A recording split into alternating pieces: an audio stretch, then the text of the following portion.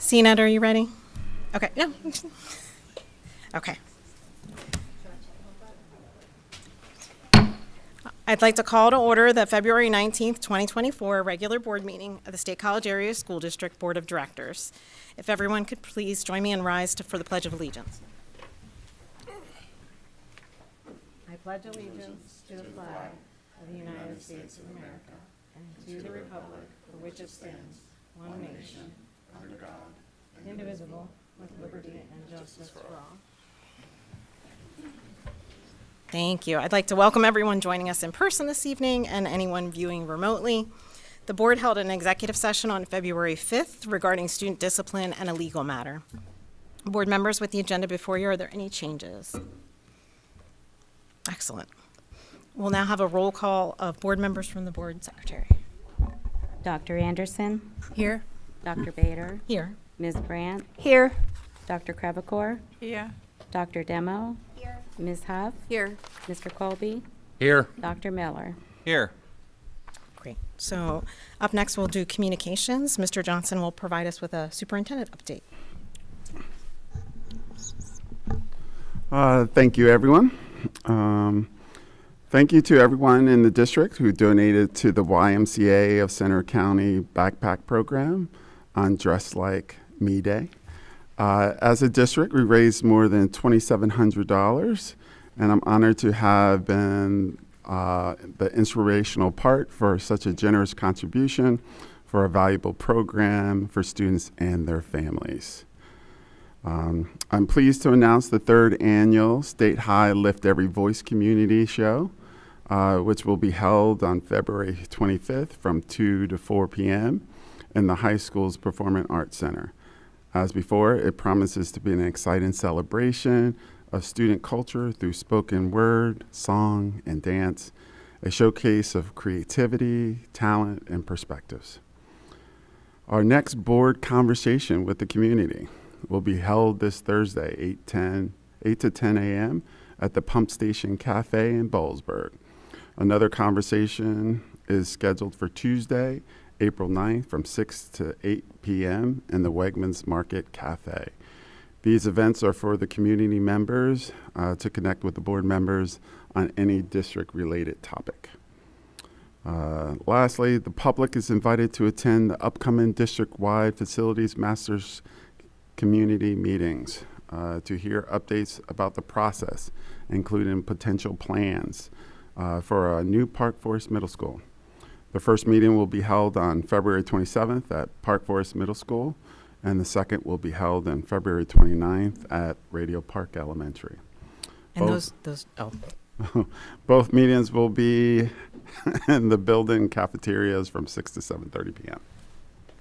And there'll be similar programs at both nights, so it's just whether you can attend one or the other. Correct. Great. Thank you, Mr. Johnson.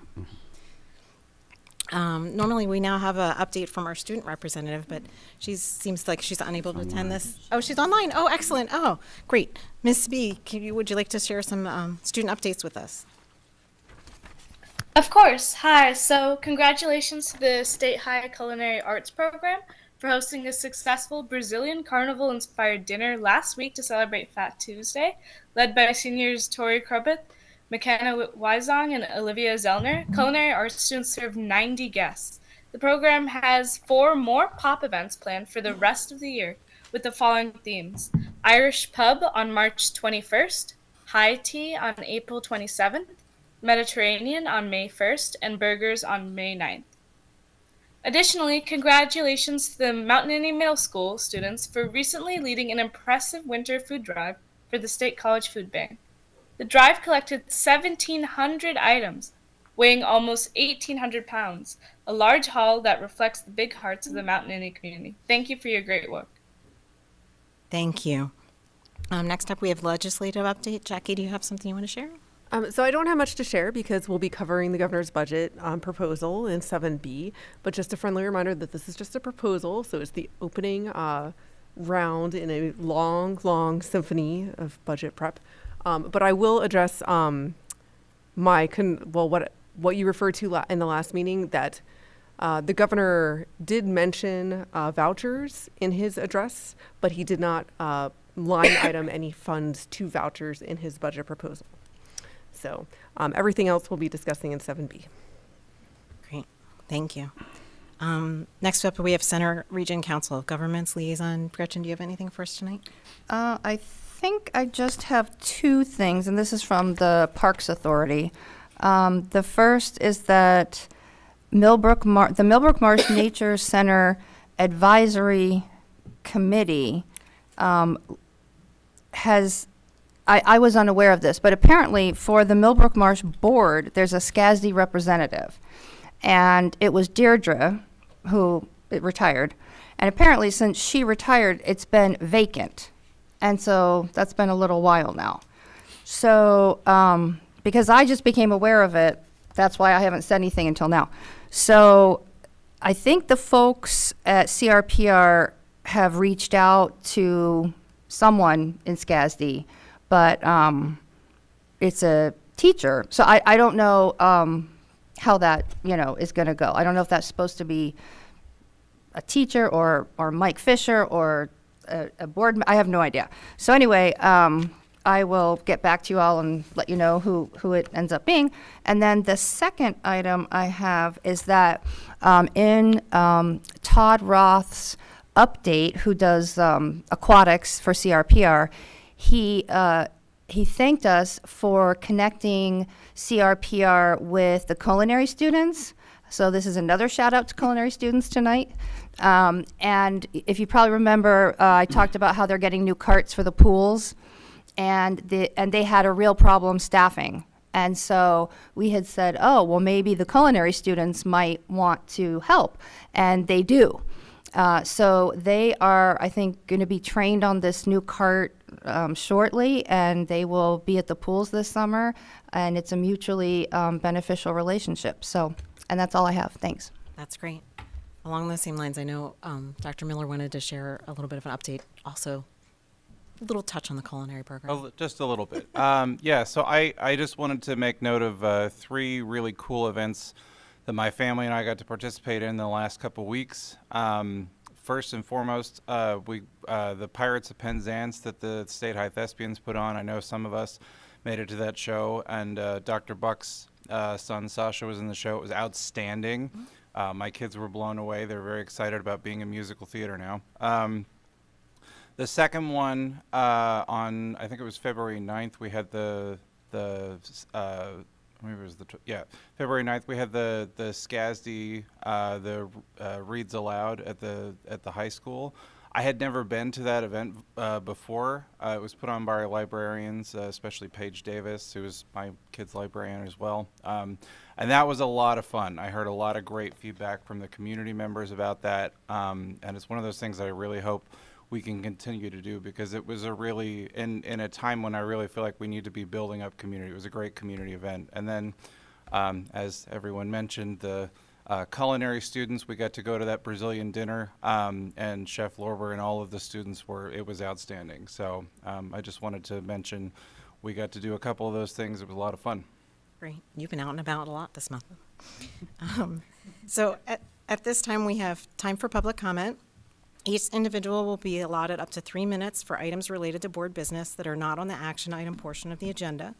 For action items, public comment will be held just prior to voting on the item as required by school code. If additional time is necessary, the board may consider reopening public comment after board business is completed or during the next meeting. As a reminder, public comment is a chance for the community members to share their thoughts with the board.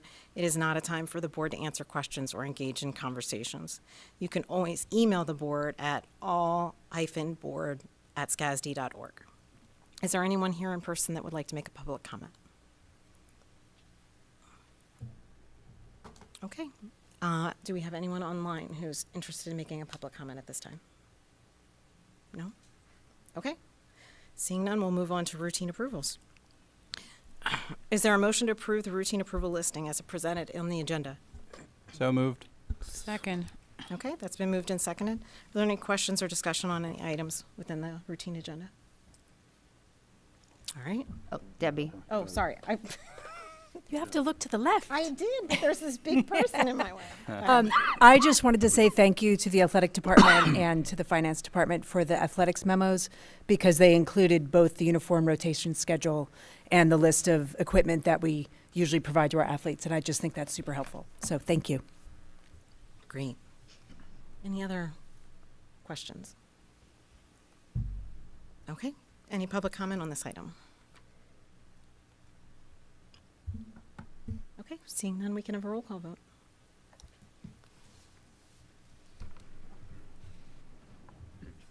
Ms. Brandt, Yes. Dr. Crevecore, Yes. Dr. Demo, Yes. Ms. Huff, Yes. Mr. Colby, Yes. Dr. Miller, Yes. Dr. Anderson, Yes. Dr. Bader. Yes. That item is passed. Next up, we move on to action items. We'll now address action item agenda items, 6A is a motion to approve ELA K through 12 scope and sequence shown in attachment 6A. Do I have a motion? So moved. Second. Okay, moved and seconded. Are there any questions or discussion? I know that we had a presentation from the curriculum team and assistant superintendents at our last meeting explaining all these changes. Okay, no questions. Do you have any public comment on this item? Okay, we can have a roll call vote, please. Dr. Crevecore, Yes. Dr. Demo, Yes. Ms. Huff, Yes.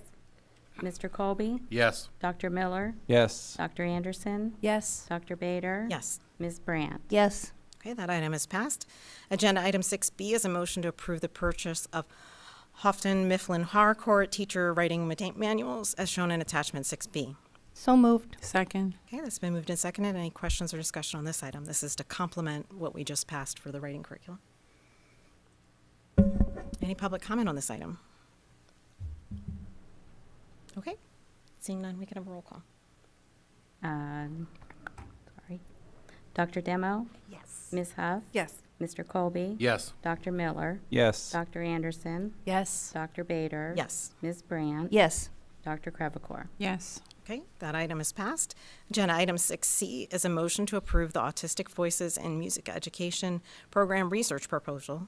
This is shown in attachment 6C. So moved. Second. Okay, that's been moved and seconded. Any questions or discussions on this item? Okay. Any public comment? Okay, seeing none, we'll have a roll call. Ms. Huff, Yes. Mr. Colby, Yes. Dr. Miller, Yes. Dr. Anderson, Yes. Dr. Bader. Yes. Ms. Brandt. Yes. Dr. Crevecore, Yes. Dr. Demo. Yes. Sorry, I'm getting over a cold and sometimes my voice catches. That item is passed. Agenda item 6D is a motion to approve the purchase of a softball fence. This is shown in attachment 6D. So moved. Second. Okay, that's been moved in. Oh, thank you very much for the proposal. I didn't realize, so, yeah. Sorry. Good. For Sorry, for our online viewers, our researcher was here in the room. We just wanted to thank her for her proposal. So agenda item 6D is a motion to approve the purchase of a softball fence shown in attachment 6D. So moved. Second. Okay, it's been moved and seconded. Any questions or discussion on this item? And we have some information. The boosters are going to help out with this one. Yeah. That's actually what my question is about. I'm just curious how we determine when the boosters are going to help pay for something and when the boosters are not going to help pay for something. Because it seems like we need a fence. So, let me take you back in time a little bit. Several years ago, the baseball boosters came to the district and expressed an interest to have a portable fence, portable versus permanent, because of the multi-uses of community field, especially in the location of the baseball field. And so we mutually agreed upon the fact that we wanted a fence. We didn't have the money for a fence allocated at that time. They were willing to provide that fence. It does allow for some advertising opportunities. And so to help them out as well, we agreed at that time that the first 3 years, the advertising revenue would go to them to help replenish their funds that they would be using for that fence, and then it became district revenue. The softball boosters were purchased, the softball team was purchased a fence in the meantime. However, it is temporary. They came to the district athletic department and asked for a permanent fence. And the athletic department has worked with physical education and all of the different coaches looking at all the possibilities. And we can accommodate a more permanent fence and not disadvantage any other sports or educational opportunity. And so we agreed, the district has now agreed that we would like to allow the boosters to pay for that again, and we'll do the same type of 3-year repayment. It's a cooperation, and that's what it is typically. There's also, some of the other smaller items are long-standing practices, but whenever it's been something of this nature, it's just a cooperation. Sometimes the district may say to the boosters, "We'd really like to do this. What do you think?" And then can we work together and fund it? This time it was the boosters coming to the district. Great. Thank you. You're welcome. Any other questions or discussion of this item? Any public comment? Okay, seeing none, we'll have a roll call. Mr. Colby, Yes. Dr. Miller, Yes. Dr. Anderson, Yes. Dr. Bader, Yes. Ms. Brand, Yes. Dr. Crevecore, Yes. Dr. Demo, Yes. Ms. Huff. Yes.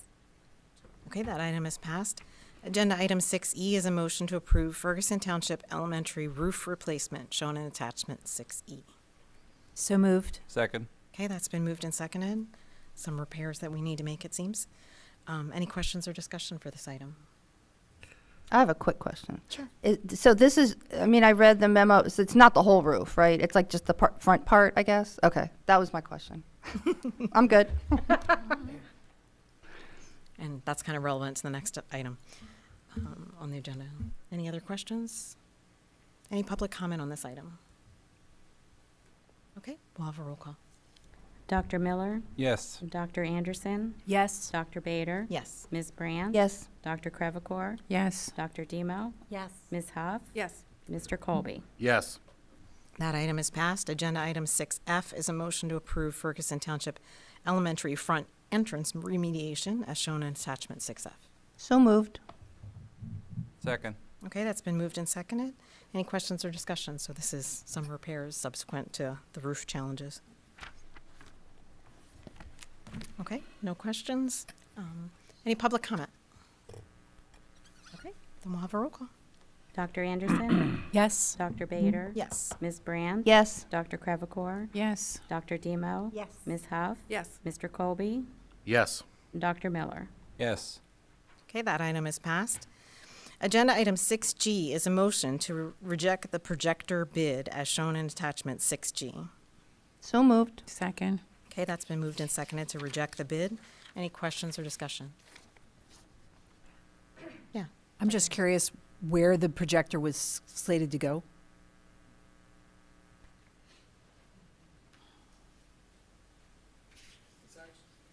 It's actually a motorized projector system for the Mount Nittany Elementary School. Okay. And as we, I think the bid was, or the document was pretty clear, but Sure. yeah, we will still be replacing it. Clearly. But I was just curious where it was going because that didn't say. Thanks. Any other questions? Okay. Any public comment on this item? Okay, we'll have a roll call. Dr. Bader, Yes. Ms. Brand, Yes. Dr. Crevecore, Yes. Dr. Demo, Yes. Ms. Huff, Yes. Mr. Colby, Yes. Dr. Miller, Yes. Dr. Anderson. Yes. Okay, that item is passed. Agenda item 6H is a motion to reject all bids submitted for community education program services request for proposals. So moved. Second. Okay, it's shown in attachment 6H if you're interested in knowing. We have a motion and a second. Do we have any questions or discussion on this item? I was just going to make a comment. For those of you who I haven't talked to, I've communicated with a few of the board members, a few of the members of the public. I was able to attend the presentations by the two prospective bidders on Tuesday, February 6th and Wednesday, February 7th. I was invited there kind of just as a board member, just to kind of provide feedback and have eyes on the presentation. So afterwards, just some context. I had talked to Mr. Brown about it before, and we touched base after the fact, and I think everybody pretty much had similar concerns about the ability of the two companies to meet the needs that we would need for them to take over the SEAL program. So that's kind of how we got to this point, and that was sort of my participation in it. So I appreciate you could be there, yeah. Any other questions from board members? Okay. Any public comment on this item? Yep. I think you know the drill, Heather, right? Okay. It's me Welcome. again. It's nice to see you. My name is Heather Baruch-Buter. I live in State College Borough, and my daughter attends Coral Street Elementary. I represent a group of about 60 caregivers who recently advocated for the SEAL program to stay in district. We would like to thank the board, Dr. Bader, Superintendent Johnson, Danielle Yoder, Randy Brown, and others in the school district for allowing parents to participate in this process. We appreciate that you welcomed and listened to our feedback. We support the recommendation that the district keep the SEAL program in district and advocate that the board reject all bids. We would also like to thank Shannon Messick, all of the SEAL supervising teachers, and all of the SEAL teachers and staff throughout the district for all the hard work they put into the process, and to the many parents who spoke up about what the SEAL program means to them. We advocated so strongly for the in-house SEAL program because of the educational and support value that it provides for our children, and for the peace of mind that our families get by knowing that our kids are with trusted caregivers. We understand the decision to increase SEAL tuition, and we hope that the board and the district will continue to offer sufficient scholarships and discounts for those families who either cannot afford SEAL or cannot sustain this fee increase, so that all families who need care are able to access it. Thank you again so much for this platform and for your continued work for this district and our children. Thank you. Anyone else here in person that would like to make a public comment? Do we have anyone online?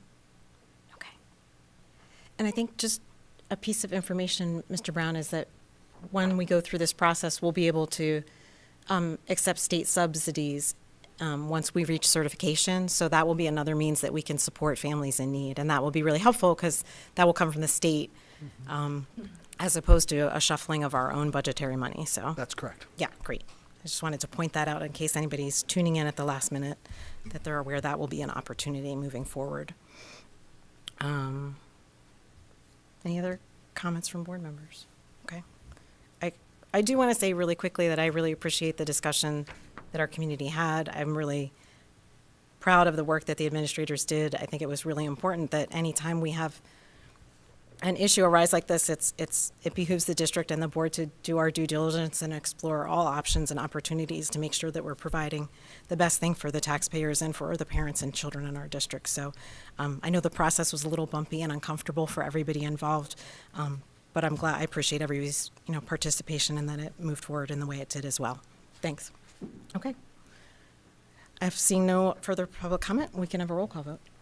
Ms. Brandt? Yes. Dr. Cravacor? Yes. Dr. Demo? Yes. Ms. Huff? Yes. Mr. Colby? Yes. Dr. Miller? yes. Dr. Anderson? Yes. Dr. Bader? Yes. All right, that concludes action items portion of the agenda. Next up, we'll have information reports. Starting off, Mr. Johnson, Ms. Yoder, Ms. Merritt, and Dr. Bucher will provide an overview of the comprehensive plan. So this is our big plan required by Pennsylvania Department of Education, and it kind of overlaps with our strategic planning that we did recently in this past year. So these are the extensive documents that we have to provide to PDE with all our goals and parameters and metrics. I'm talking while you get all your stuff fiddled and plugged in. Thank you. And this is a really, really big document. I will say that several of us board members before the board meeting started were just commenting on how impressive and what a heavy lift this entire plan and document is, and how it's integrated and crosswalked and scaffolded and all sorts of other things. So it's a lot of work that went into this. And so on behalf of all the board, I'll thank everybody for all their input and time. All right, so I'm going to start off this process. First of all, we're going to just provide you with a brief overview. It's not the entire document. Thank you. So just so you know, Future Ready Comprehensive Plan is a continuous improvement plan for leadership, teaching, and learning. Every 3 years, we have to review this plan or revise this plan to meet the requirements of PDE. As you know, 2 years ago, we developed the plan in line with our strategic plan. This is the second year of its implementation of the 21-24 school plan or district plan. You might notice that it's only been 2 years and we're reviewing the process, so we didn't get the 3 years in, and that is due to the COVID year. We had to postpone it a year before we could go through the process of reviewing it, okay? So this is the process that we use. This is comes from PDE. It's called the Comprehensive Plan for Improvement and Framework. It basically has 6 steps in it.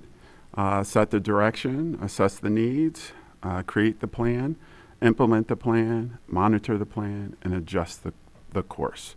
And this is a cyclical plan, but for this purpose of this presentation, we're only going to focus on the first 3 steps, which is set the direction, assess the needs, and create a plan. But please note, we have a steering committee that actually reviews and goes through this process. We had a committee of 55 members from administrators, educational staff, board members, community members, students, and parents who all participated in this process. I would like to take the opportunity to publicly thank those people for giving their time. They did multiple days working with us. It was hard work, and you're about to see the fruits of their labor. So I thank them again.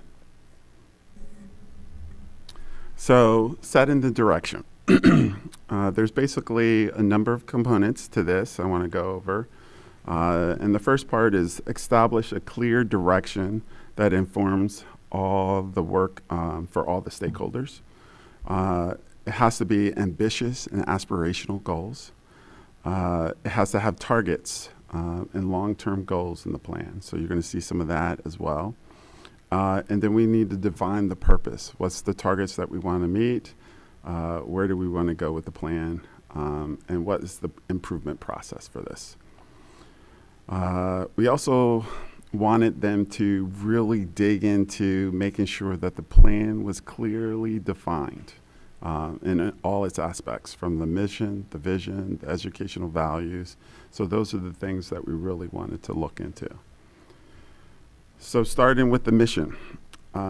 Before I go over the new mission, I wanted you to know what the old mission was. Everyone should know it. It's been a stakeholder or a staple for a number of years, and it's to prepare students for lifelong success through excellence in education, which is now to ensure every student has opportunities to grow, thrive, and fulfill their potential through caring, responsive education. So I talk about clearly defining our mission. They felt that the previous mission was too general, and we needed to be more specific in what we're asking or what we're trying to thrive for. So you can see that to prepare students is now to assure every student, not just prepare them, but to ensure the lifelong success. How do you accomplish that? Opportunities to grow, thrive, and fulfill their potential. The next part is excellence in education. What's that mean? So they really dived or went into depth and came up with a caring, responsive education. So those things speak to how they were meticulous in and basically defining what our mission is and will be from here on out. The vision statement. So this is the first opportunity that a stakeholder has been able to get together and create a vision for the school district. The previous vision was something that the administrators basically put together, but this time we were able to involve stakeholders in creating the vision. One of the things that I charged the committee with was to making sure that this vision was ambitious and aspirational. And I think we met that mark. So if you look, the State College Area School District, in a mutually respectful partnership with the greater community, will dedicate themselves every day through evidence-based curricula and practices to achieving excellence in education as a model district. That's that ambitious part. Our schools will be safe, welcoming, inclusive, and innovative spaces where every student is empowered to acquire the knowledge, skills, confidence, and adaptability to thrive in a dynamic world. There's that aspirational. Civility and respect will guide our schools as we commit to embracing diverse voices and perspectives. And you can see how specific we got into basically defining our new vision. Jonathan will talk about our educational values. Thank you, CJ. So the next step in the committee, we had the groups put together, stakeholder groups, to create their own values. So those stakeholders, just to be clear, are students, families and caregivers, district staff, district educators, administrators, and community members. So what they had done is they had their own values, and they started from the paragraph form, and they worked their way down to the bullet form to we believe statements. So we'll go through just briefly the different stakeholder groups. So the first one, from the student values, we believe, and there's a list of them there. The first one is students learn best in an environment where they're not afraid of failing and encouraged to take risks. Move to the second. Next one is family and caregivers. We believe family and caregiver engagement and support are crucial to nurturing every child's education. Next.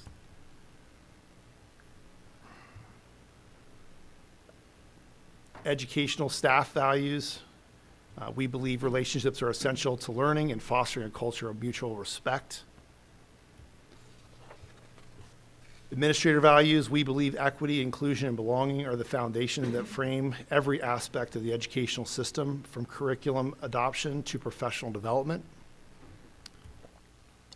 Community values, we believe schools are anchoring institutions that require strong community school partnerships.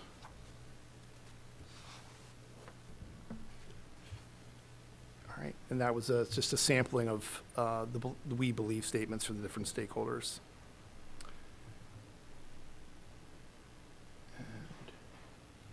The next is, as far as the cycle that CJ previewed earlier, is the assess the needs. That was one of the next steps.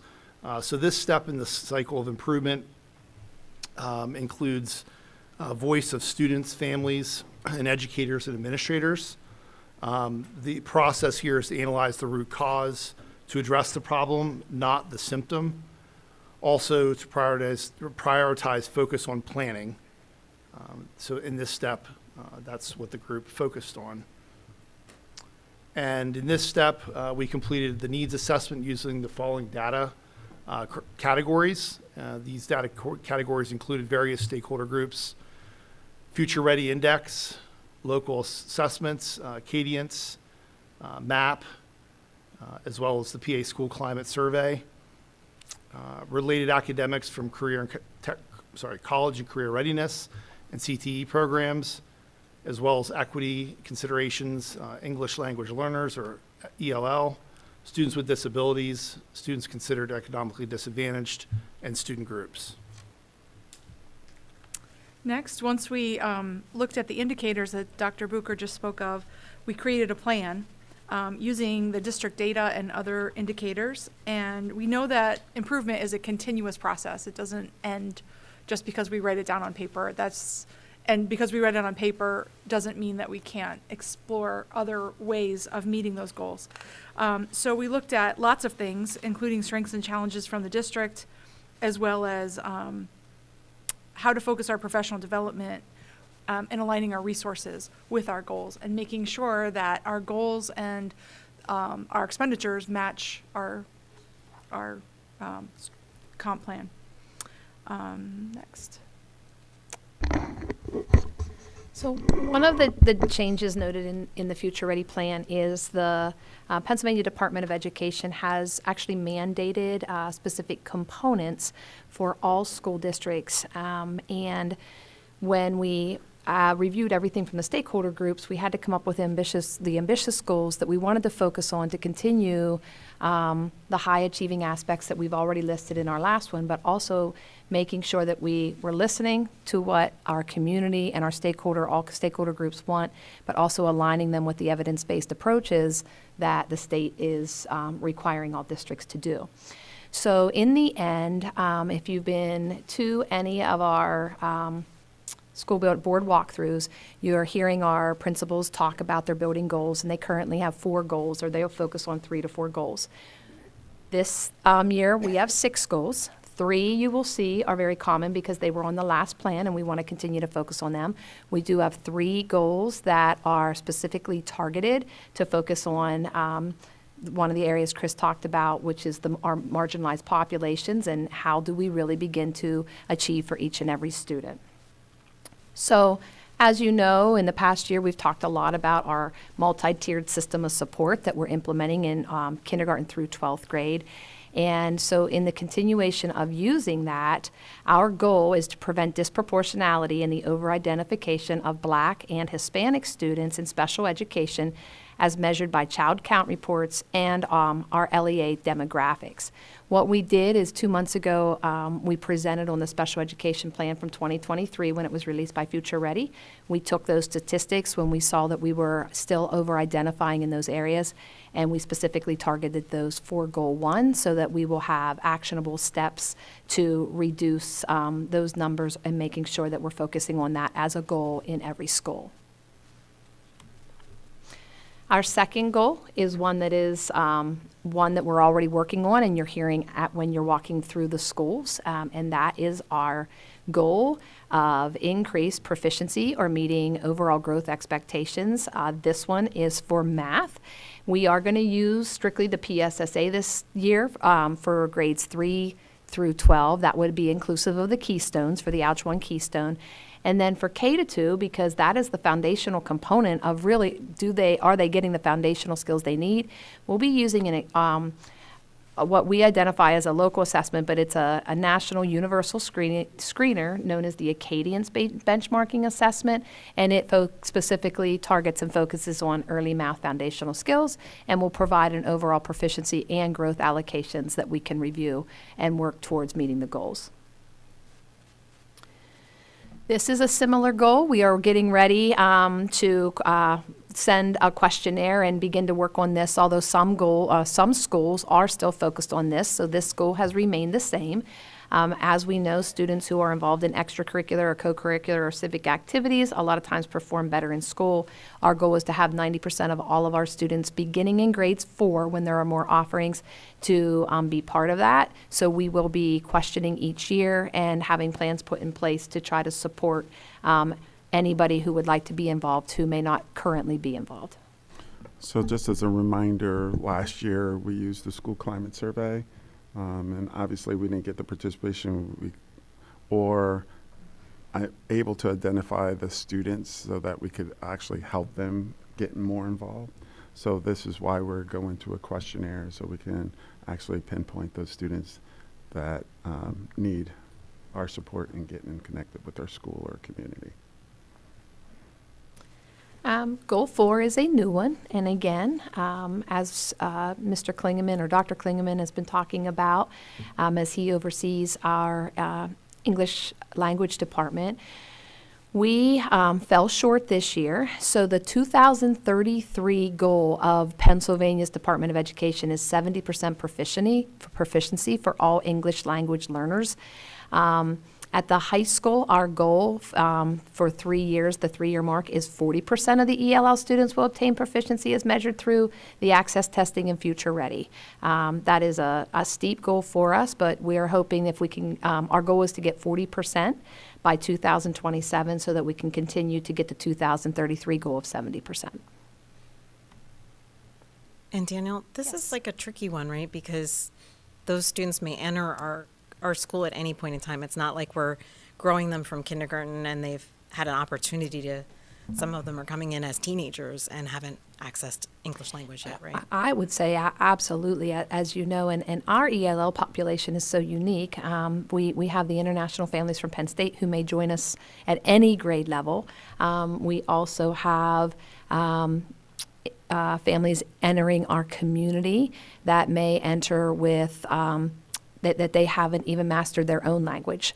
So it is pretty steep. The goals normally with access is 6 years, but the state is really putting emphasis, as you can see, leading into Goal 5. They are now requiring, and we are definitely supportive of that we provide professional development on a yearly basis regarding English language learners.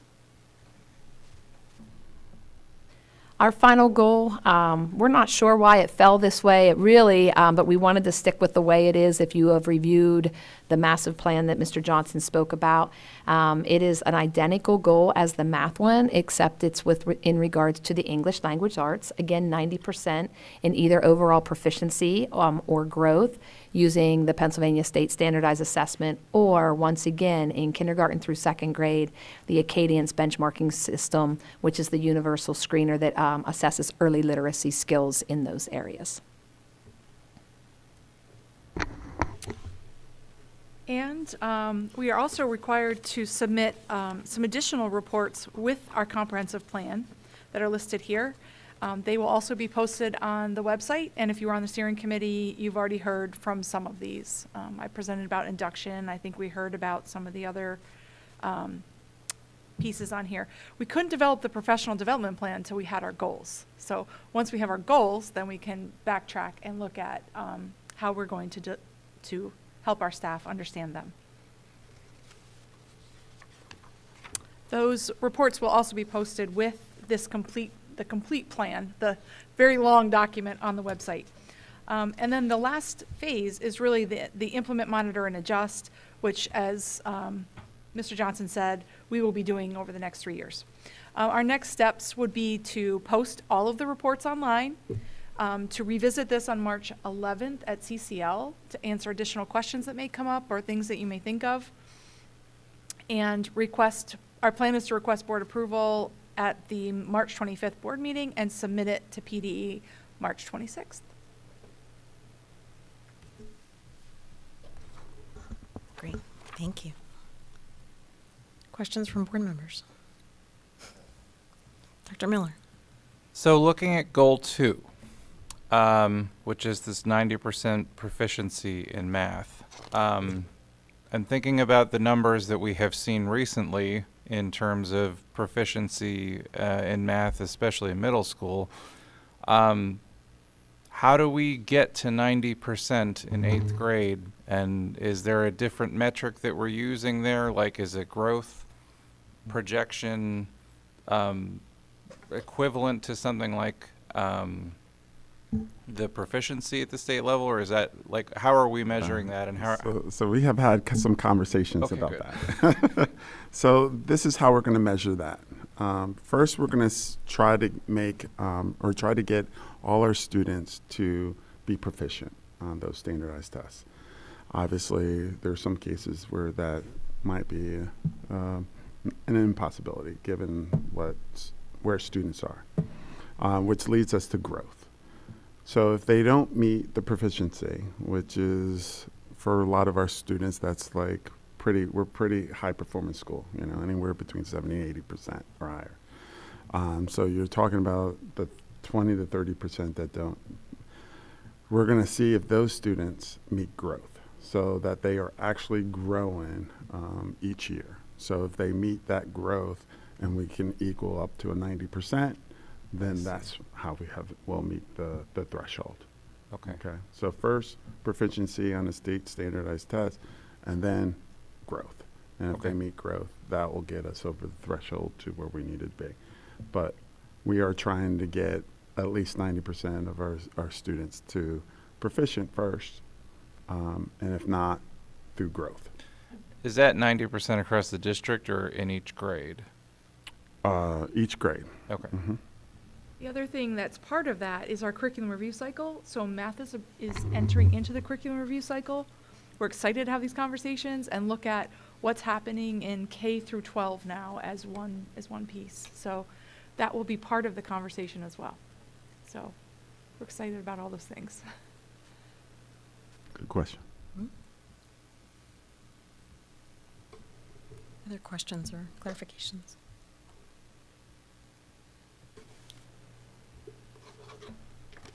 Okay. I'm good, thank you. All right. Well, that was remarkably straightforward.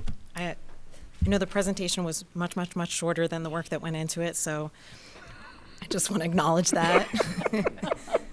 And our questions are not a lack of concern, or I think it's just the thoroughness of the report. So, yeah, it's not we've been talking about these things for a long, long time. Thanks very much, team. Next up, we have Mr. Brown and Mr. Vigilone to provide an update on the 2024 proposed governor's budget, or governor's proposed budget.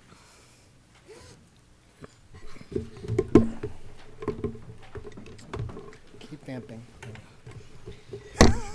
So as Ms. Hove alluded, this is the opening salvo to budget season, and not necessarily what we will see at the end of the budget if and when it's completed.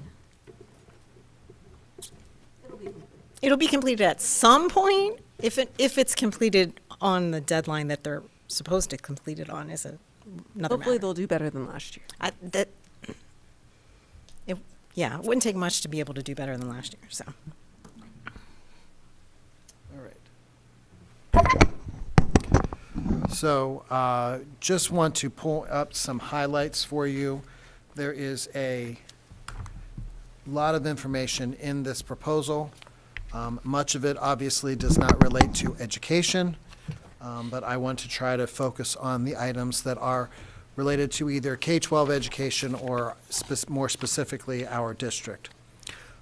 So on the proposed total operating budget would be $121.5 billion. 38.3 billion would be in the general fund. 12%, this is a 12% proposed increase. Budget themes, there's obviously very good themes in this budget. I think the governor was trying to attract lots of support in the legislature. The one on this slide that I think really helps education, K-12 education, is investing in children, students, and educators. Then on the second grouping here, getting stuff done, government service that works. So hopefully we can find ways to work together to get things done for the folks of Pennsylvania, and especially educating students. General fund revenue is projected to be $52 million. I'm sorry, that's $1 billion because it's in thousands. And the outgoes would be 52 million as well. The increase, as we said, would be a $48 billion in the general fund. Moving on to education.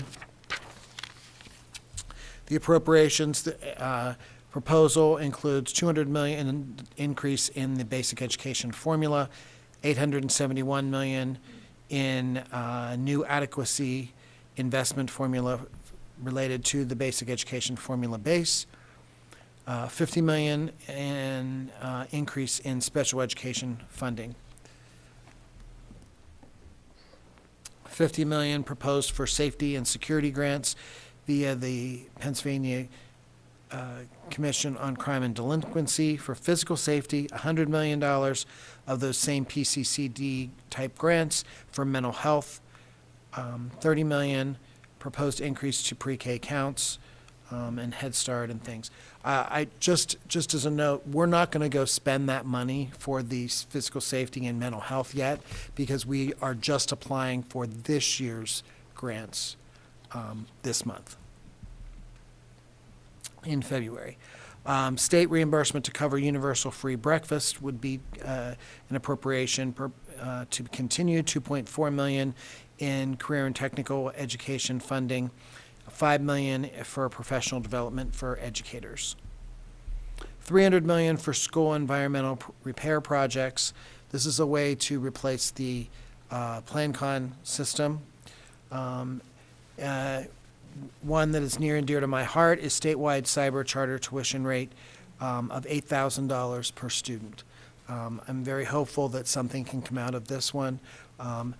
We really wanted to have a cost estimate for you to see how much this would impact us, but it's really hard to talk about because they've put a $262 million back in school districts, but we don't know how that would be calculated because they haven't talked about a regular education student tuition versus a special education student tuition. And Randy, did they say whether, is it that they're going to fund directly to the state to the cyber charters, or are they just going to set a universal rate that we have to pay? Second one. My understanding is it's a universal rate. Okay. Flat fee. Flat fee. Right. Okay. $3 million to provide hygiene products in schools. That would be excellent. I'm sorry? I'm expressing a lot of support for that. Gotcha. It's appropriate.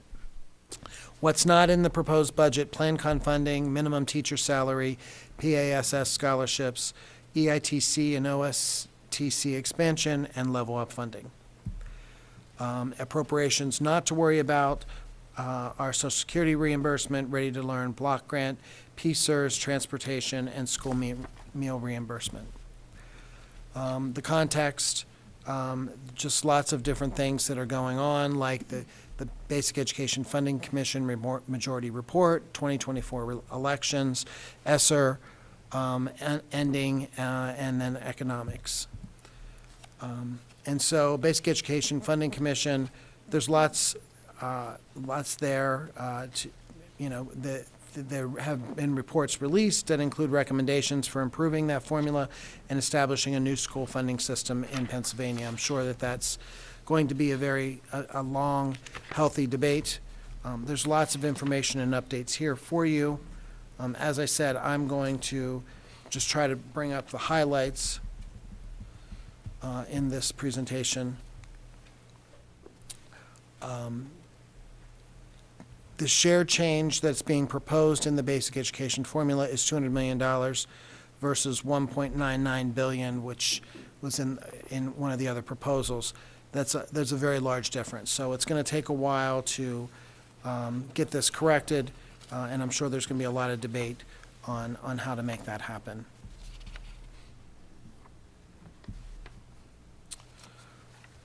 Proposed student-based allocation of $383 million going through the special education funding formula.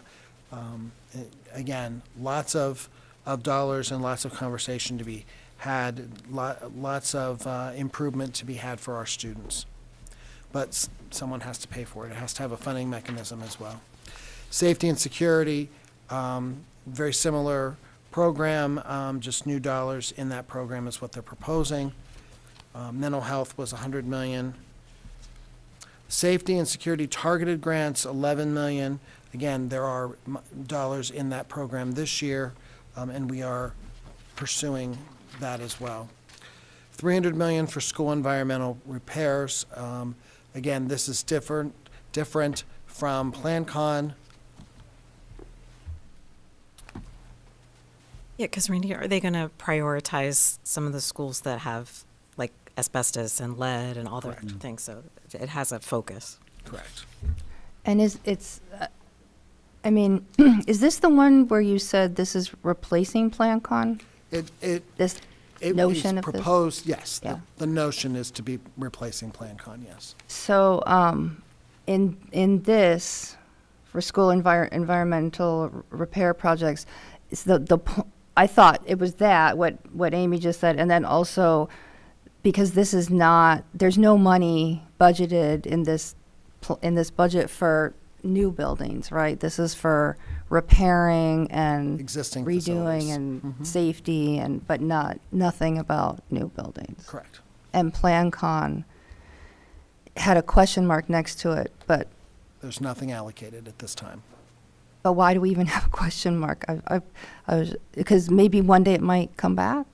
Until it is officially killed and. We're going to leave ended. it in there. Correct. Yep, get it. Okay, thanks. And then I'll just end with state budget crystal ball. Lots of questions, lots of unknowns. Again, more questions like, will the budget be on time? And so, this is very, again, it was intended to be very high focus, but to give you access to information. And if you have any questions, feel free to reach out. Thanks, That make Randy. sense? That was, yeah. It's a lot of stuff. Yeah. Dan, do you have a question? I'm just excited to see how it turns out as things progress, because it starts out this big. Yeah. There's certainly a lot of promising things in there, and after the abysmal allocations and special ed funding, it would be really great to see that part come forward. Correct. And see that benefit a little bit, because it was really low this past year. Yeah, Gretchen. Yeah, I just had a question about school meal reimbursement, because I know, like, currently breakfast has been free, and then lunch has been Not free. on an as-need basis. So is this saying that, is he proposing that lunch would also be? My understanding is Free. that this would be a continuation of the free breakfast. Okay.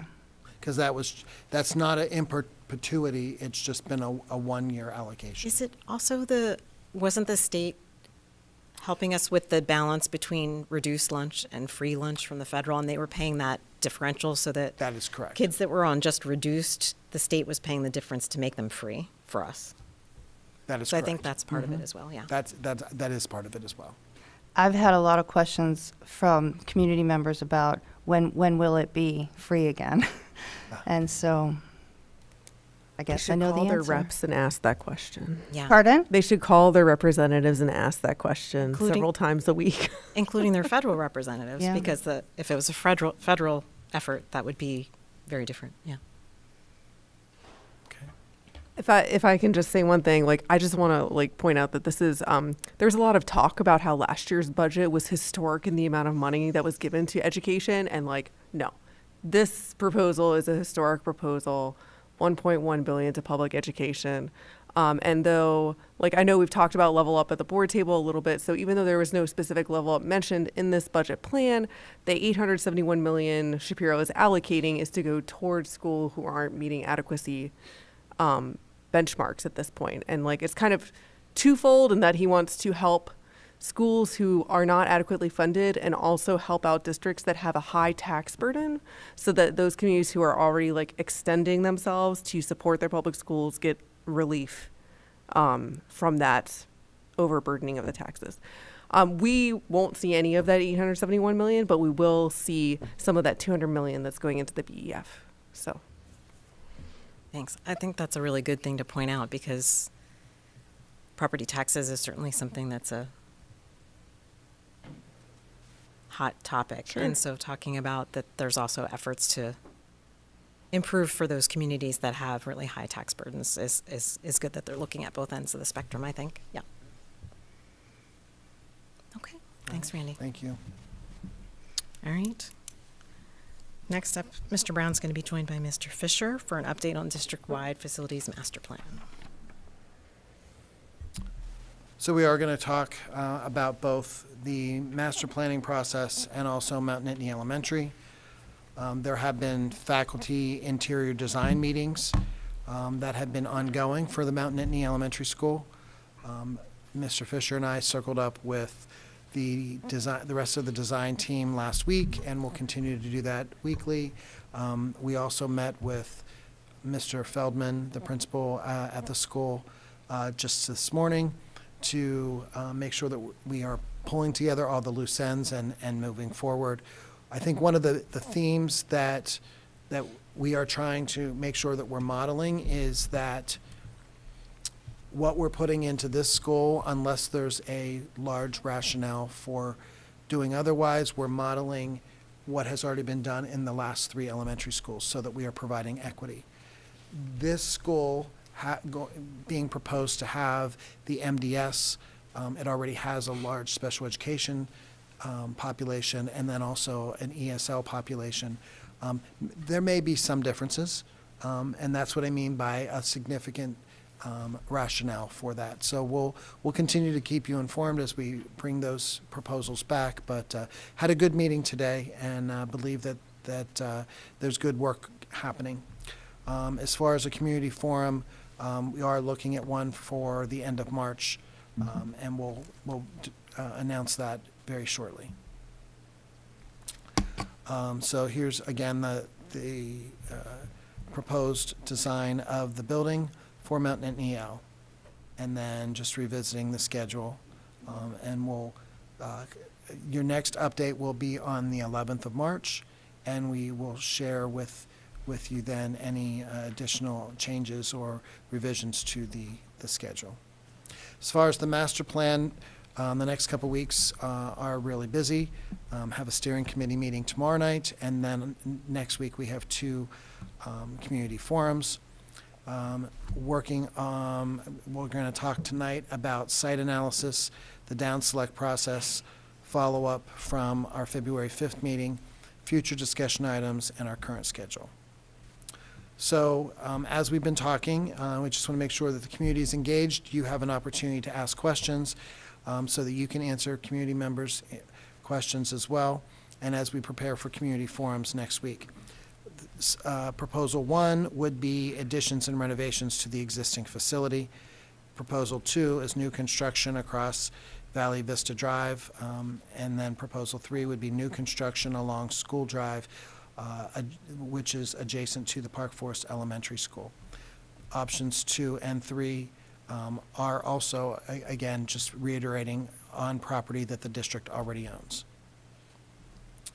Some of the advantages and challenges of option 1, ability to utilize an existing facility. However, reconfiguration of the existing facility, existing building to accommodate modern educational model.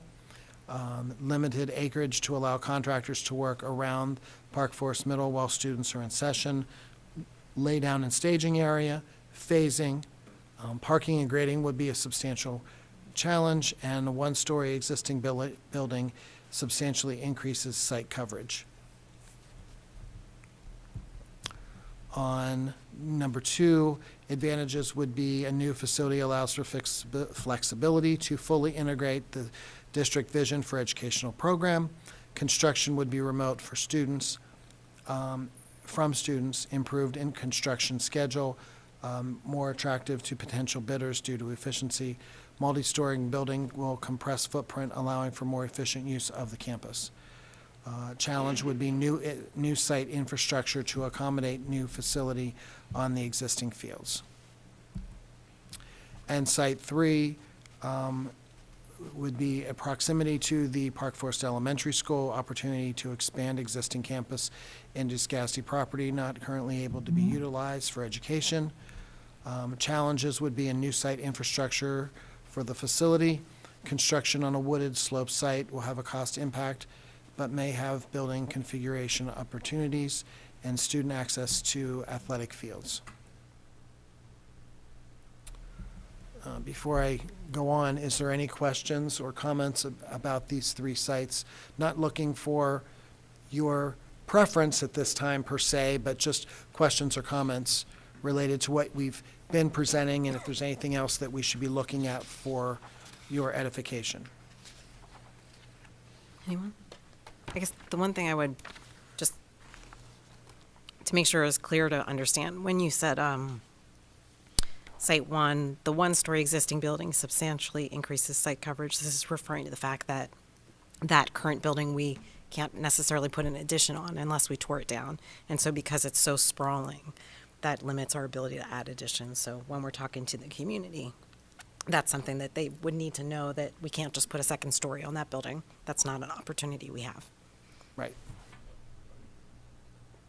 That was an assumption I made, so thank you for clarifying. Yeah, when you read those words, it's like site covered. What does that mean? Yeah. We should note also that can put a second story on, we just have to rip the first story off. That's what I said. You'd have to tear it down. So yeah, and that's not good. Okay. All right. So moving on, at the last meeting, one of the things that I took away as a takeaway is something that we needed to discuss, and because I think that this has been a very organic process, and we're just really engaging with the community. I wanted to share with you some thoughts that I had put out as a proposal, and obviously you can modify or redirect. But I think that we need to come in the near future to a site select process, down select process. And I think that with the community forums next week and then board meetings in March, I think that we have an opportunity to move that forward. As we talked last month, or last meeting, the longer we have more options on the table, that's more work that is going into multiple items and less of a focus to allow us to move forward.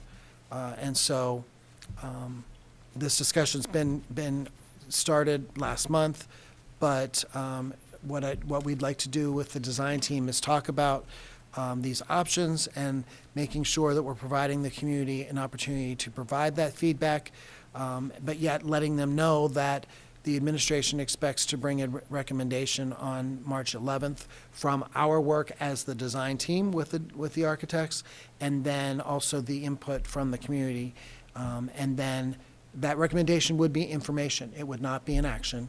But then on the 25th, which I thought the next meeting after the 11th was the 18th until just a few minutes ago, so it would be the 25th would be when you could potentially receive that as a first action item. Just following up, I'm sorry. Well, I'll just keep going, and then if there's any comments. I guess one question might be, we won't know if the down select is going to be from 3 to 2 or 3 to less than 2. It will depend on what you get through. Depends on what we get through. Yes. Yeah. I think that that's fair. Yeah. Okay. Sounds good. Why hamstring ourselves? I just had a quick question, because I noticed in comparing option 2 and option 3, in option 3, it looks like there is like a part of that is a tear down and redesign of the original of the current site. Is that included in option 2 as well? Like, is that part of that plan, even though it's not in the picture? It would be, yes. Okay. Unless between now and then we came up with a purpose for some or all of that building, but yes. Good clarifying question. Thanks. So again, following up from the last board meeting, site number 2, which is at Little Lion Drive and Valley Vista, there is a traffic study in progress. Following up with that meeting, we spoke to ELA, our civil engineers, and they are going to begin engaging in that process just so that we understand all of those impacts. We think that information's imperative. And as far as the comments regarding pedestrian traffic, right now, there are no students assigned as walkers that live on the opposite side of Valley Vista from where the current middle school is. That means that, and that rationale or that reasoning is because it is a hazardous road, according to PennDOT. That means that if the school were on Little Lion Drive, there would be no walkers, because due to the road, not due to the fact that whether there are sidewalks or not sidewalks, whether there is a tunnel or a bridge or a traffic light. It would be the road. So I just wanted to, as we are learning and understanding and going through this process, wanted to share that with all of you in case, oh, well, we want to stay on the current site or go to option 3 because we want there to be walkers. You need to understand that option 2, there would not be any walkers.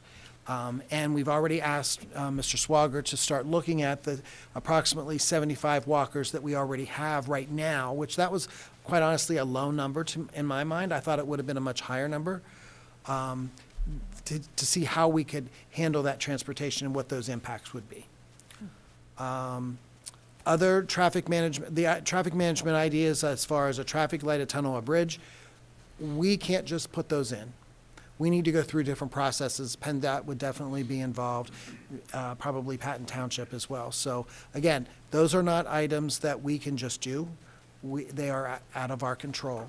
And I would highly doubt that a tunnel or bridge would be a viable option for multiple reasons, but that's just my opinion.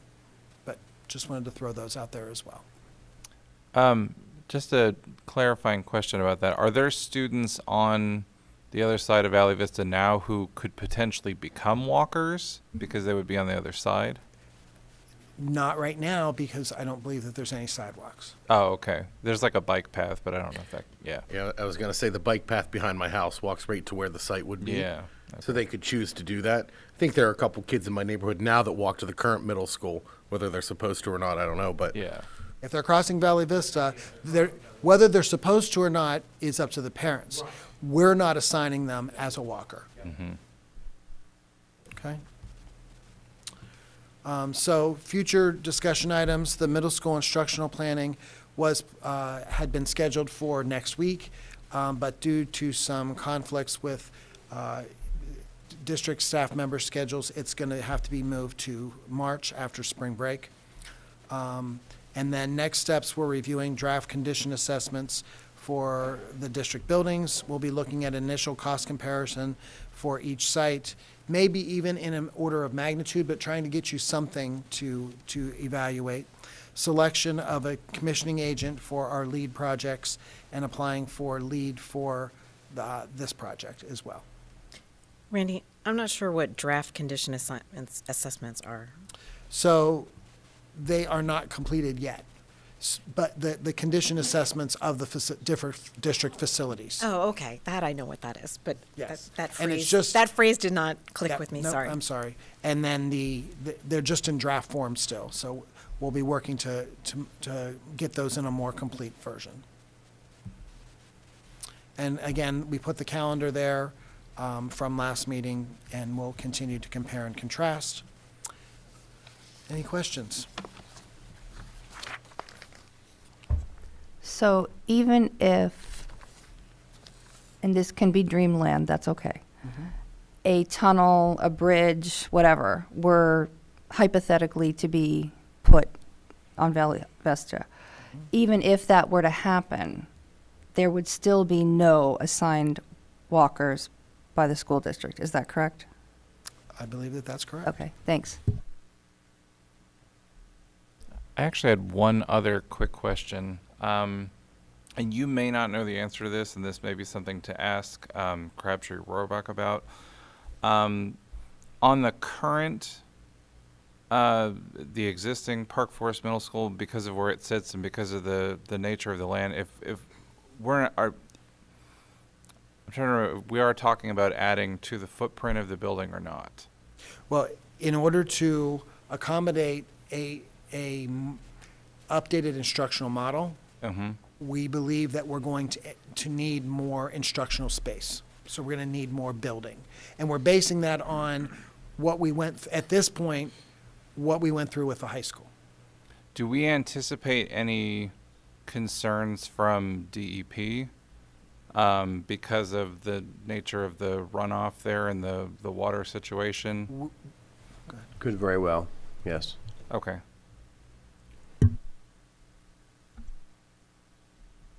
Did I hear correctly that where the current middle school is, if that's the site hypothetically that were to be chosen, then students could not be in the building if it were while construction was taking place? Is that one of the obstacles of that site? We would have to figure out how to keep the kids in the school while construction is going on. Okay, so that would be a possibility. Somehow I got confused. Okay. Yes, we haven't looked into it deep enough to figure out exactly how to do that, but Yeah. I mean, that would be the challenge. Okay, thanks.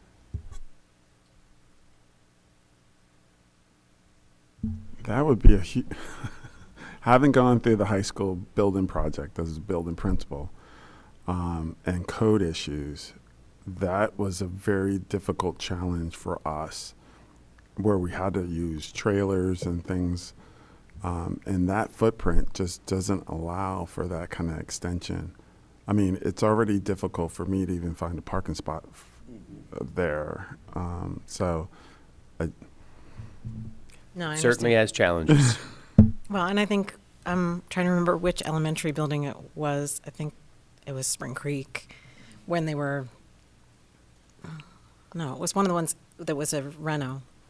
But they were doing construction on the end of a wing right adjacent to where kids were having classes. And despite all their efforts, just the noise in and of itself, and with the footprint of that building being so big and the additions being kind of small, it's going to be a lot of renovation internally, which means students are going to be immediately adjacent to those things. So the noise is one really big factor. And then even with the best of efforts at some of our ad renos in the elementary buildings, the dust was a real noticeable issue in those buildings as well. So those are all really big factors. And yeah, there's no place, if there's hardly any room for construction laydown, there's certainly no room for trailers to go there. So then we're looking at busing kids to some kind of alternative location or something like that. And finding that alternative location. And yes, exactly. That was my next comment. So yeah, it's pretty complicated, that scenario. Right. So Any these other- are all very good factors. We haven't brought out all of them. We've been trying to categorize them and describe them in shorter bullet points, but those are all of very important factors that we're considering. Yeah. Okay. All right. Well, more to come from our community forums. Okay. So, moving on to the power purchase agreement. Yep. What I'd like to share with you is the latest information that has been shared amongst working group member organizations. And because I realized just earlier today that there was a more recent copy of this presentation, I had it added to the agenda tonight. So we'll go through this one. There's some additional pieces, but the majority of it is just maybe in a different order. So I'll just go over this real quick. Again, where we are ready to sign, almost ready to sign contracts, and understand that we've been at this about 10 months. So we're very focused on getting to that endpoint. Again, looking at all of the different groups that are still in this working group, and the various volume commitments for each group that has committed thus far. Electricity procurement, currently the member groups have been contracting with for their electricity generation for over a period of 1 to 5 years. In the future, we're looking at fixed rate for solar, or fixed rate for electricity from solar for 15 years. We'd still get a West Penn Power electricity invoice for monthly distribution, direct energy invoice for monthly generation, and an energy service invoice annually. The structure would be Prospect 14 would be the solar developer. That contract is 15 years with potential of 2 5-year extensions. There would be a fixed price with a 1.5% escalator annually with settlement costs of approximately 5%. The retailer would be Direct Energy. Again, we only had one bidder for each of these requests. Their contract is only 5 years. They would manage the solar distribution. The distribution meaning from Prospect 14 into the grid, and then they would help provide our energy into our businesses and our buildings. And then they'd be billing us also for the energy not covered by the solar generation. Energy services contract would be Green Sky. This contract is 5 years. They would be monitoring the PPA, submit monthly approvals, periodic review of charges and generation, advise on non-solar electricity and RECs for those that are interested in RECs. The projected rates, we have them going out and showing you the different fees and settlement costs and potentially RECs if for those that are interested. This grid is graph we've shown before, so I'm just going to reiterate that this shows that based upon what we know today as far as our projections, future market prices, our bill rate should be below the market rate because we're negotiating such a good price. The electricity energy market, again, this is just showing that what was provided to us in January and then an update in September of how we would be, our program compared to the market rates. Natural gas is flattened. That's, some people were asking, comparing the electricity and natural gas market as well. Carbon and renewable energy goals. Many members of the working group have those, and so just again, this is for a broad audience. So just sharing that information. Questions and answers. Why is the direct energy contract only for 5 years? We only had one bidder this time. Maybe in the future we would have multiple. And hopefully we can negotiate a better contract price. Our current broker provider helps with annual budgeting, forecasting, and purchasing of RECs. Who will do that in the future? That would be Green Sky. The Green Sky contract, if that is engaged in, that cost would be very comparable to what we're paying now for our current broker. We don't pay the broker. We pay the broker an add-on fee in our electricity bills, and then the electricity company pays the broker out of that. What is in the conditional use appeal resolution agreement that is pertinent to land use? I can't give all the answers tonight. That one I'm not sure what the answer was. I haven't heard that question before. But I think that it's related to, Gretchen, do you know the answer to that one? Okay, we'll have to get back to that. What if Prospect 14 sells the project to another company? We don't have a right over that. They just have to, when they sell the project, they have to honor the contract. And if there's a default, then we do get a payout from that as well. And then with a total aggregate nameplate capacity rated at approximately, again, I don't understand that one. Peter could answer that one. Maybe you can, Gretchen. Yeah, so Pam Adams was at the Sustainability Committee for the COG last week, and I'm a member of that committee, so I was there, and she explained that it has to do with the DC, and it's simply, there's not a mistake, there's not a problem, it's just how it's referred to with the DC. So she clarified that it's just how it's labeled, basically, so. So this is a question that came to my attention, and I was glad that it was already in this presentation, so I didn't have to go and look for the. These may not be all of the risks in our PPA, but these are some of the highest risks. So if an organization defaults, so if an organization signs into this agreement, you are liable. So if we join and another future board says, I don't want to do this, the district's still going to be liable. I would equate that to debt service.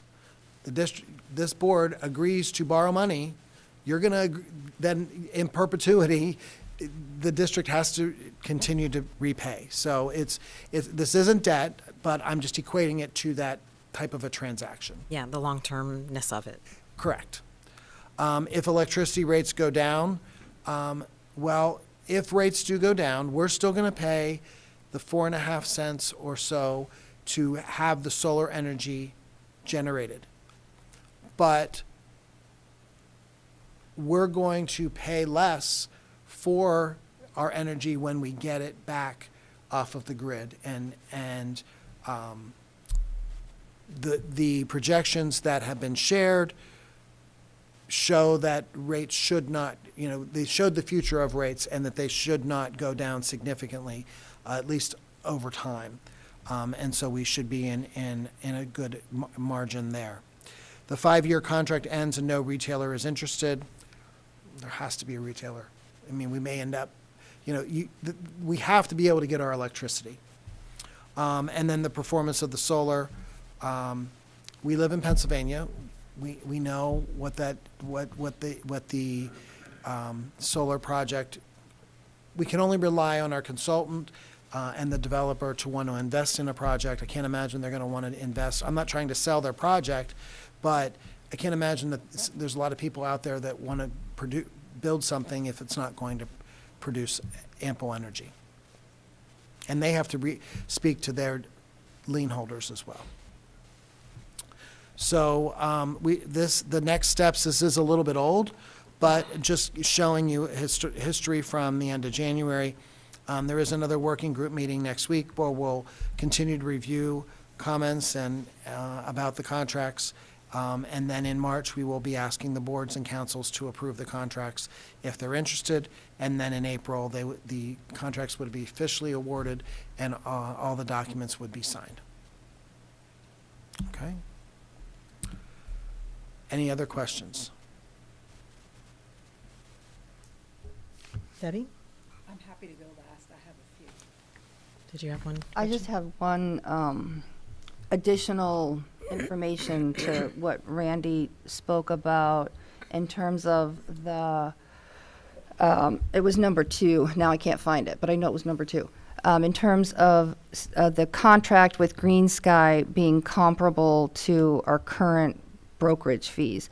And Pam Adams, again, last week went into greater detail about this, and she basically said, yes, it's comparable. A lot of people are asking questions about it because it's broken down how it would be in the PPA, whereas it's bundled. In the past, it's always been bundled, so you don't see it.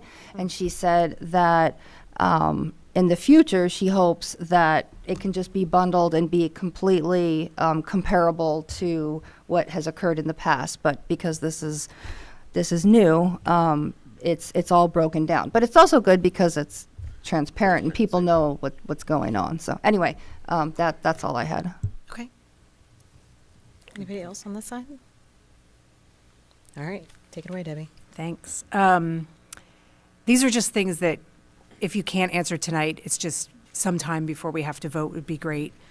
When we talked about the potential for contract extensions, and I think this came up at the last meeting, but the question occurred to me after the meeting, there's the possibility of 5-year contract extensions after the 15. Mm-hmm. So if we were to extend the contract, does that have to be for all of the organizations in the group, or can it be for just some? Just some. And related to that, can we change the volume of energy commitment for the extension, or are you locked into the same amount? I believe that we would be able to change. Okay, so that's helpful. Because it would be a new contract. Okay, it's just extension versus new contract. That was sort of Understood. why I was asking. So great. Okay, so I'm not even sure this question makes sense, but I'm trying to understand. When we voted to commit ourselves to an amount of electricity, we do it in terms of a volume, a number. But the contract is converting everybody's number to a percentage. And if you look at the presentation, it was on page 4, everybody's percent share of the total PPA, right?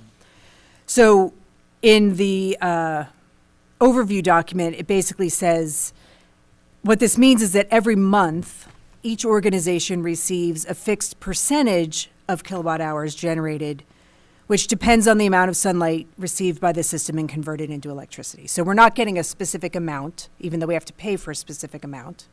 We're getting a percentage. And I get that that makes sense to me when they don't make enough, right? If they don't make enough, we'll only get our percentage of whatever they make. Right.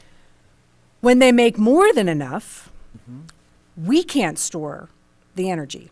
Right. So we can't exactly accept extra necessarily. We probably can accept some more because we're not actually expecting that this is going to satisfy all of our energy needs, but some of the other organizations think that they're putting 100% in. So I don't quite understand how that works. So we're going to get Credits. because it's all going to the grid. None of it is ever coming to us directly. And so we're going to pay for our percentage that's generated, whether it's less than what we want, per our contract, or whether it's more. And the goal is that over the course of a year, it will all wash out in the end. Right. Does that make sense? That does make sense. And so if in the course of the year, This is your financial person trying to explain this. I know, I appreciate it. Does That make is sense? what Pam has said, Okay. exactly what Randy just said. Okay. And that's how it works for homeowners. And so if by the end of the year, if they've generated more than what we said we wanted to buy, we only have to pay for what we said we wanted to buy? Correct. Okay. But we have to pay for what we said we wanted, even if we don't use it. Yes. Correct. We can't pay for less. Correct. Okay, that's fine. That part I've understood all along. But Okay, but again, that's why I think the board voted for a lower percentage. Correct. Absolutely. Okay, that's super helpful. And then this is my last one, and I'm sorry, everybody. With the fees for Green Sky, I'm happy to hear that it's comparable, because that was one of my questions. One of the things that they are going to help with going forward is this possible buying of RECs, which is not something that we as a board have discussed. To my knowledge, we have never expressed interest in buying RECs. And since we are 54% of the total PPA, if we don't want the RECs, I am wondering if we just said, we don't need your help with that, can we pay a lower monthly rate? So that's just throwing that out there as a thought. So. Because I don't know that we as a school district need to be paying for consulting for other organizations to be able to buy RECs if we ourselves are not interested. My understanding But was not- Recs were off the table from the get-go. We're not getting Recs. because That it was my understanding too, but it's still listed as something that people are thinking about. If people want, I think this is why you had said for those that are interested, because for ours, we're not getting the racks. That was one of the things that they had talked last time. For some reason, it was too expensive.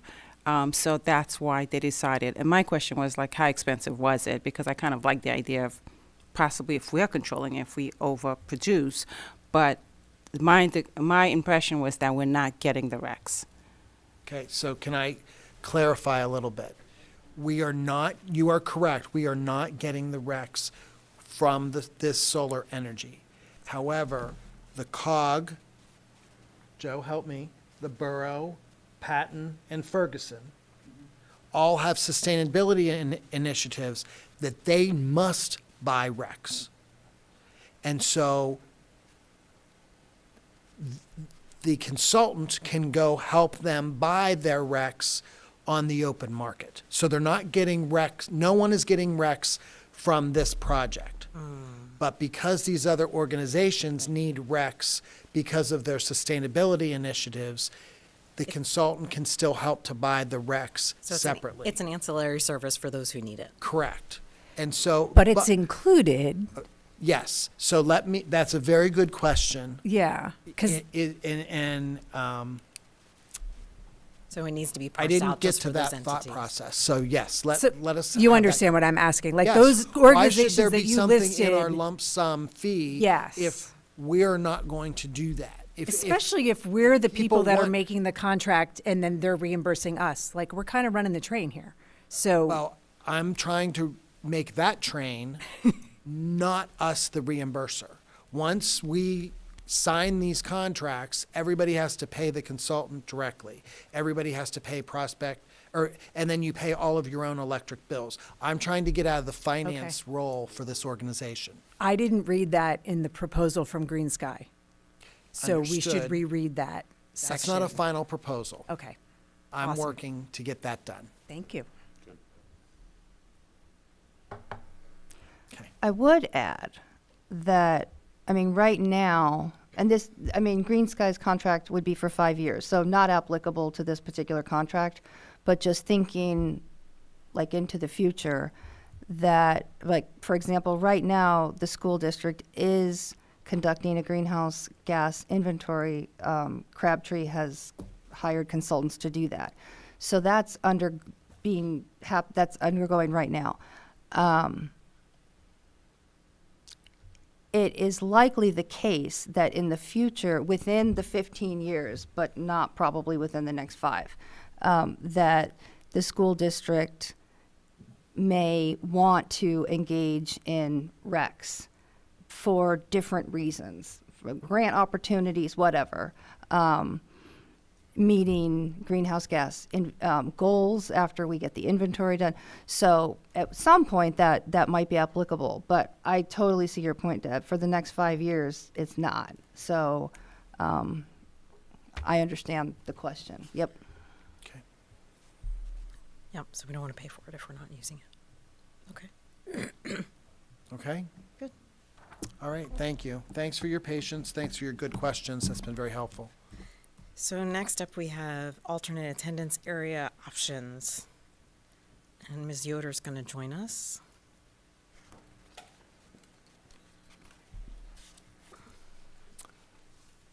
Doing great. You can Can I have a break? break. So we shared with you in a memo for this evening that is a way to look at equitable experiences for all of our students. We have been reviewing alternate attendance areas and with some of the specific points that an alternate attendance area, really looking at a couple of schools as we began to explore it. But it would be schools that share a boundary line, and it would limit additional transportation costs for the district. So we worked with Mr. Swager in the transportation department to say, in areas that are getting a little too big, whereas the neighboring school could easily pick up and transport to equal out class sizes so that they're a little more aligned. We were proposing that we would like to present to you some options at future meetings for specific alternate attendance areas.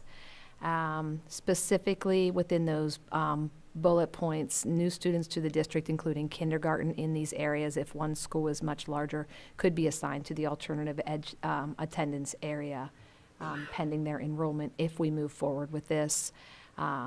Just like in other cases, once they are there, we would continue to provide the district transportation through the completion of 5th grade if that's where they began.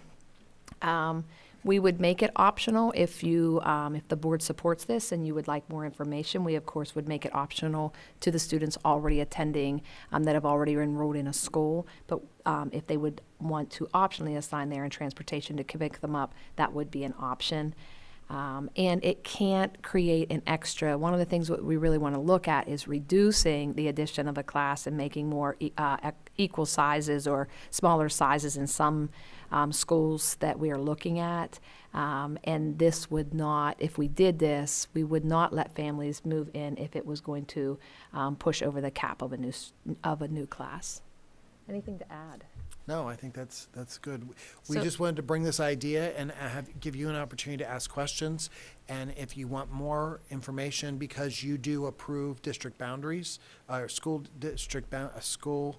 boundaries, then we would come back with some of those examples that we would like to pursue. Okay, so You go first. I can sense there's a lot of questions. I'm just going to put in one clarifying point. This is intended to just address elementary issues. Elementary, yes. Because the memo doesn't specify whatsoever. Yes. So we might want to just amend that so that the community knows we're specifically talking about elementary boundary zones. And that's all I have to add at the moment. So, Dan, you Yes. had a question? Yeah, so specifically with the new students in the district, so somebody new moves into my neighborhood, right? They might live right beside me, but their kid might go to Radio Park instead of Park Forest Elementary, right? Is that No. what we're talking? No? Where do you live? Let me clarify before Well, I say. just say hypothetically I live behind Giant, and I'm right on the boundary of Park Forest Elementary That- and Radio Park. Yes, that could be the situation. That could be the case yes. where they, Yes, when you said beside me, I well, I think you live should up have, by- yes. Yeah. Specifics. And then question 2, if we're going to make it optional for parents or for families to decide this, once they make that decision, right, if they're in one of those zones, then they have to stick with that decision, right? Because I think that's important to Correct. make sure they can't be like, oh, well, I don't like who he got for 3rd grade this year. I'm going to send him to the other school, right? Well, we work with all families, as you know. So, but this would be specifically, again, students that are currently enrolled in the schools that we're looking at, we would not be expecting them. However, if somebody called and said, you know what, this makes sense, I am interested, then we would explain to them, just like with our optional assignments, parents where they provide the transportation. It's an understanding. I would say that there are always exceptions to the rules, but yes, that would be our expectation, that if they start there, that they would remain there through their elementary. The schools that we would propose to you would all feed into I'm thinking of middle schools. So, Yes, they are so far. Oh, no, they're not. one would not. So we would want to bring to you just a couple areas that we are considering for further exploration. Most would feed into the same middle school. There is one that we are looking at that could potentially shift middle schools as well. That's right. Forgot about that one. Yeah. Okay, I just a few clarifying questions. So the optional attendance boundaries would kind of sit on top of the current boundary. So the crux of my question is like, is this an opt-in situation? So will families have an assigned school, and then it's like, if you're in the attendance boundary, then you might be going somewhere else? Have an assigned school. Yes. Once it's been assigned. But if you're new, we'll look at the class sizes and we'll look at where you live. And if you're within that area, then we'll have to look at it more closely, yes. And you're new whether you move in or you have a child going into kindergarten. Correct. But I think with Jack, are you asking like, is there a demarcated line where you're given the option and parts of the catchment area you're not given the option? That's what I'm hearing you ask? It's kind of what I was wondering. That's another good question. Sure.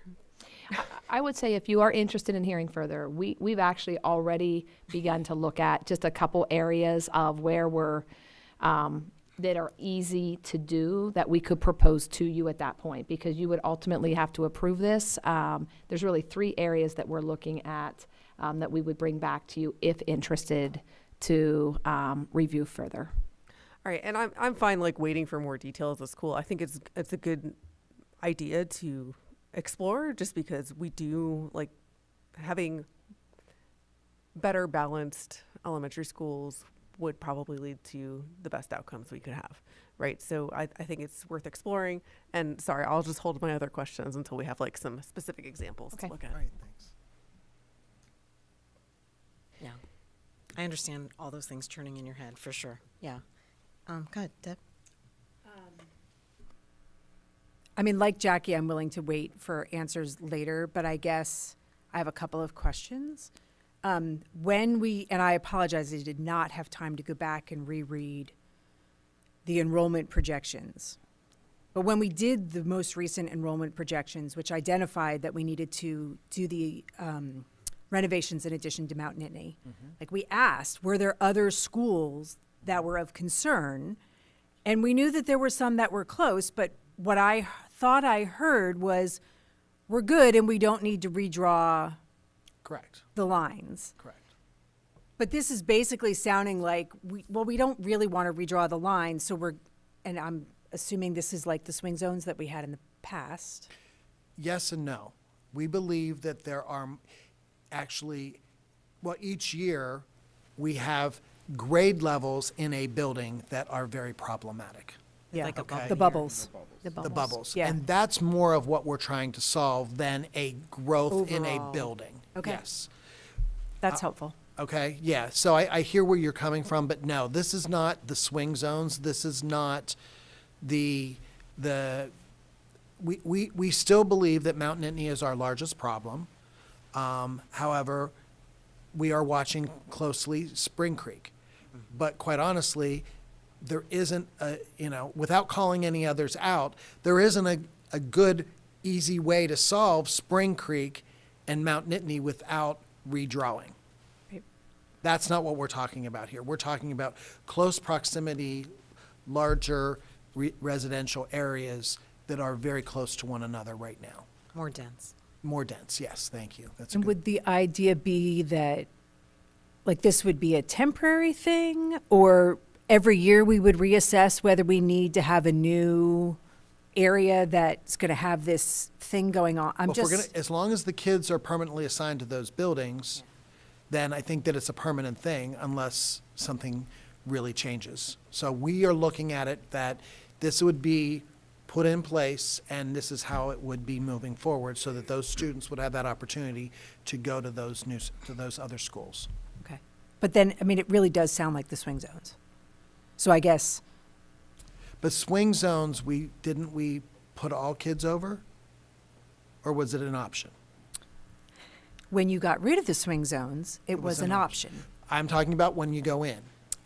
When we went in, I assume it was not an option. Right. I mean, my family was Right, in so a this swing is an zone option and was up front. assigned to the, This is an option for current families. Yeah. And it would be an assignment for new students and new families, including kindergarten. okay. Potentially an assignment. Right, it I- just, I- it we depends just on year to never, year. we're, especially with kindergarten, we have no idea why some years we get this huge bubble at one school, but another school is sitting at 16 students. just luck And this is a draw. pretty, again, very, what did you call it, dense area that would be an easy shift that the buses are already going through. It's not going to be transporting them Right. out of that area. Right. Yeah. Well, and Randy knows that that's my biggest concern is we don't have extra buses and extra bus drivers right now. We're struggling to get enough Right. buses and bus drivers. that's why Mr. Swager has already been involved so that he, in this development, so that he knows what we're talking about and whether he can accomplish this. Great. Thanks. Dan, you had something else you want? No, well, I'm curious about all this, so we'll figure it out, we'll talk. Okay, we'll bring something back on the 11th. Yeah, Gretchen, you had one more to add. You may not have had to think this forward through, but if hypothetically, I'm a lot of hypotheticals tonight. If a family were to be assigned, if we do this, right, and a family's assigned school A, and they want school B, can they appeal? We've actually talked about that because right now we allow optional assignment. The one thing with optional assignment is there space allocated in that room that we can accept? In most cases, our schools accept. We have a couple buildings that each year in kindergarten, we cannot honor all of those optional assignments. And that is normally when we're looking at that. In an haven't- optional assignment, the family must provide the transportation. In this scenario, we're willing to provide the Right. transportation. Right. I'm just thinking about the family out there who, their kid doesn't get to the same school as their best friend. Right. And then there's major, major meltdowns. And so that's why I was wondering if there's an appeal process, if in a scenario like that, even if the school is full, then they're just told no? Well, it could be an optional assignment if they're willing to provide Well, transportation. but you just said if there's not enough space, then no. Then it would be denied. Okay, But in my mind, the appeal would be an optional assignment. right. Because the difference there is the family has to provide the transportation. And then they've gone through 2 rounds, but optional assignment is not always a guarantee. Does that make sense, Danielle? I get that. It's just in this scenario, it could be best So you're friend. targeting new families who may not already have ties. I mean, eventually their neighbor might become their best friend and they go to different schools, but they've already. I know, but there's develop. some best friends that are K and 1, kindergarten. Anyway, Nope, you're good. good to know that could happen. So if somebody asked me, I would say, yes, that could happen. Okay. As neighborhoods turn over, eventually it almost becomes a little more of a permanent thing, right? The kids that are there, moving on from whatever Radio Park, but the new kids have all been assigned to Park Forest, eventually that area just then becomes part of Park Forest in time. Potentially, yeah. Yeah. Just depends on those bubbles. Yeah. Okay. Okay. So, yeah, we'll look forward to some more All information. right, great. Thank you for your cooperation. Yep. All right. Last up on our information reports, we have Policy 307, student teacher interns. I don't know if we have Ms. Pierce online. Okay. Okay.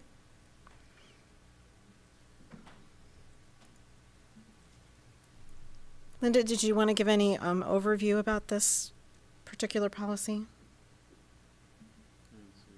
It's here. I see your name, Linda Pierce, in the middle. Oh my gosh, I can't believe that. I've been sitting here talking.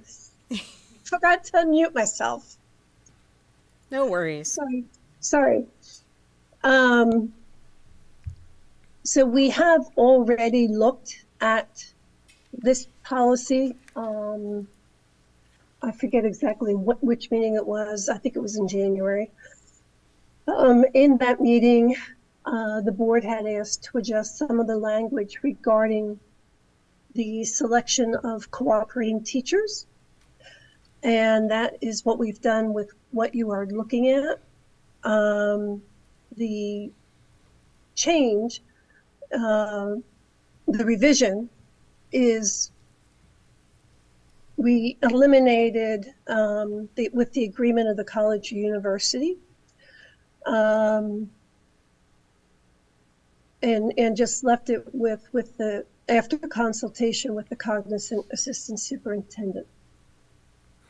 So this would be applicable to any student who's doing some type of internship, student teachers, anything similar to that. Right, so under delegation of responsibility, that second paragraph, we made some adjustments. Right. Okay. Yeah, but I think largely it was pretty well covered last time as well. Any questions from anybody? Does that meet everybody's expectations of what was going to come forward? Okay. So I think we can probably bring this to action at the next meeting. Any objections? Okay, great. I think we're good, Linda. Thank you so much. Sounds good. Thank you. Have a good evening. You too. All right, so that concludes information reports. We can move on to board reports. Central Intermediate Unit, Ann. Yep, we are actually meeting on Thursday, but as an intervening kind of piece of news, the Redevelopment Assistant Capital Program Grant is under public comment until February 29th. So keep those fingers crossed, folks. Sounds good. Thanks. Thanks, Ann. SCASD Ed Foundation, that's me. We had a recent meeting. It was lots of little business, some updates about Maroon and Gray, some updates about student opportunity grants, just a lot of nuts and bolts work, so nothing really substantial to share from that. Although keep continuing to mark your calendars for Maroon and Gray. There's some invites that went out for ticket purchase. And it would be a lovely event. We have quite a few honorees this time. So yeah, that would be good to see some of you there. Next up, we have CTC. The CTC and the CAC Athletics are meeting this week. Okay, so we'll hear from you next time. Bummer. Thanks, Carly. Facilities, Gretchen, is there anything to add? Okay. Deb, Finance. The, whatever we're called. CAC? That's it, sorry, I was blanking. The CAC has not met since the last time we had a didn't think report. so. Thanks. No. Okay, great. And School Health and Safety, I know is quarterly, so yes, no, maybe? Haven't met yet? The one, and you reported. Okay. And the technology deal. Listen, we doubled in size. Aaron Miller decided to join us, so thank you, Aaron. We're working with Justin to get a meeting scheduled, so we'll have an update next time. Yeah, I mean, we've met for coffee, but we just talked about computers. That was about it, so. All right. Moving on. Chit-chatters. Future meetings. Looking ahead, we have a very long list, which I'm not going to read every little detail because I'm losing my voice. But we have Policy Development Committee coming up, District-wide Facility Master Plan Steering Committee, Board Coffee that Dr. Johnson mentioned, or Mr. Johnson mentioned, another multiple community forums for district wide facility master planning, and then March 11th, we'll return to a committee of the whole regular board meeting. I do want to ask board members if you're planning on attending the steering committee, everybody's invited to the steering committee and of course the community forums. If you're planning on attending, if you could RSVP the calendar invites, just so we have a sense of how much coverage we have at those events so people can plug in, that would be really helpful. We'd appreciate your responding to those. And I think unless there's questions or concern, I will conclude this evening's meeting. We are adjourned.